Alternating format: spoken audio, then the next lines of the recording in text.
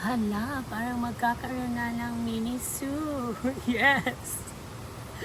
Ewan ko ba guys, ang hilig-hilig ko talaga sa mga pet, mga hayop, animals. Huwag lang yung mga exotic animals na. So tara, samahan niyo ako kasi papaliguan natin yung ating tortoise and papalitan ko yung kanilang banig.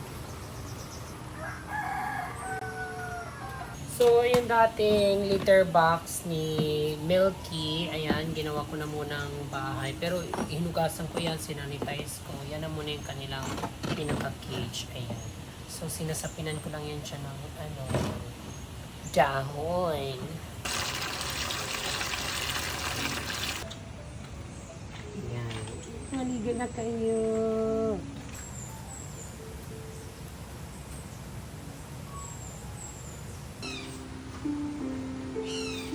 So, ayun guys, nagpupo na siya. Hindi ko alam kung ano nabuhuto sa aking mga espiritu. Bakit ako nag-aalaga ng kadami-dami ng mga hayop? So, ready na yung kanilang food, Mazuki and kangkong. Ang alaga guys ng tortoise guys. Diyos ko, pabrushan pa yan ng ganyan. Kailangan banayad lang.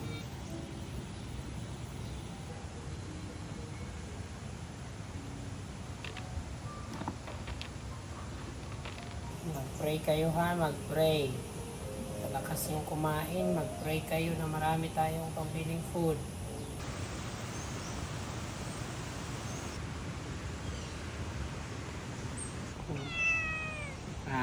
Behave lang.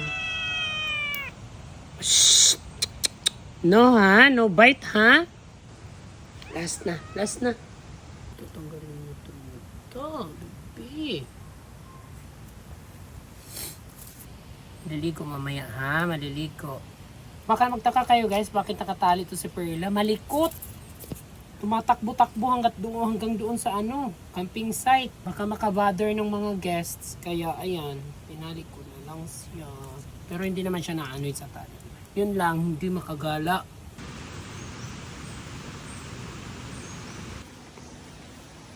I'm so excited to share with you guys kasi lumabas na yung buntot, yung parang mata-mata ng buntot ng ng peacock. Yun yung maswerte. Para ipakita ko sa inyo habang maglilinis din ako na.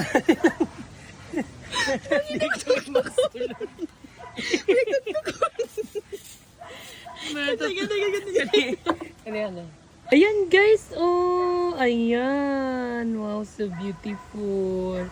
Tapos sobrang blue-green na niya. Hindi pala to guys, Blue Indian Peacock. May sinabi sa akin dito yung breeder ko ano talagang proper na tawag dito. Kung alam nyo guys, comment below. Nakalimutan ko kasi yung sinabi ng breeder ko anong tawag dito sa ganitong klaseng peacock. Ganda guys. Nakahiwalay pa rin si Papa P kasi ayaw talaga nito ng may ka-share. Gusto niya ito lang talaga yung kanyang jowa. Okay pa, day.